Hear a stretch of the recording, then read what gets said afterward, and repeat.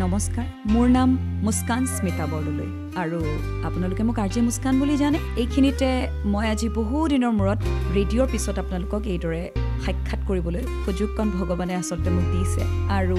এতিয়া মই আপোনালোকক সঘনাই লগ পাম এই অনাতাৰ মাধ্যমেৰে মানে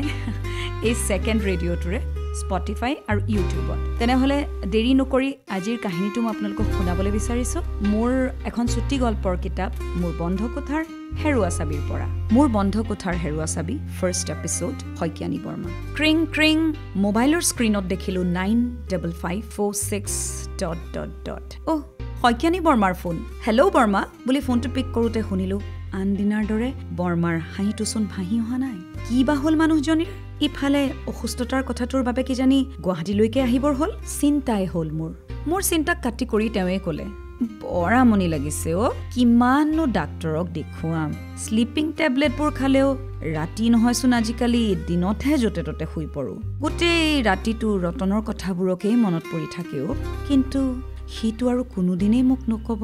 মা মালপোৱা বনাই দিয়াচোন বৰকৈ খাবলৈ মন গৈছে বুলি সি জানা ইমান বুজা ল'ৰা আছিল সি থকা হলে দেউতাকে ঘৰটো সাজুতে অকলে যুঁজিবলগীয়া নহলেতেন এই ৰাতুলটোৰ যে কোনো কাণ্ড জ্ঞানেই নাই বুঢ়া বাপেকটোৱে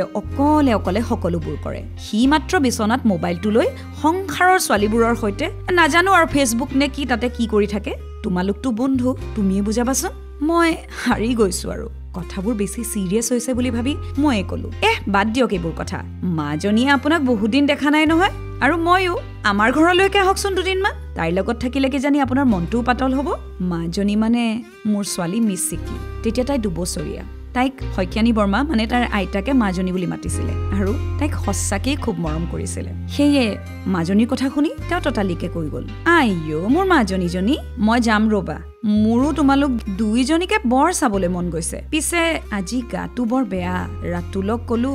সদায় কলৈনো যোৱা গাটো ভাল লগা নাই অলপ মূৰ্খতে বহাচোন একেখাৰে ক'লে জানা মই ক্লাবলৈ যাব লাগে কথা আছে তুমি চিকেন চুপ অলপ খাই ল'বা ভাল পাই যাবা এতিয়া মই যাওঁ দিয়া তেওঁৰ কথা শুনি এটা হুমুনিয়া কাঢ়ি মই আকৌ এবাৰ সুধিলো কিয় বৰদেউতানো কলৈ গ'ল মোৰ কথাৰ উত্তৰত তেওঁ কৈ গ'ল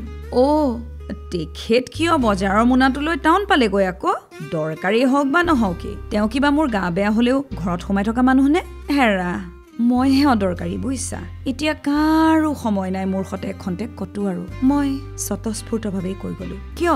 মই আছো নহয় আপুনি একো চিন্তা নকৰিব বিনা দ্বিধামুক সকলো কথা ক'ব আৰু মন গলে মাজনীৰ ওচৰ পাবহি মোৰ কথা শুনি বৰ্মাই হাঁহি দিলে ঢেকঢেকাই যেন বৰ ৰখ থকা কথাহে ক'লো আচলতে মই বুজি উঠিছিলো তেওঁৰ শৰীৰৰ অসুস্থতাতকৈ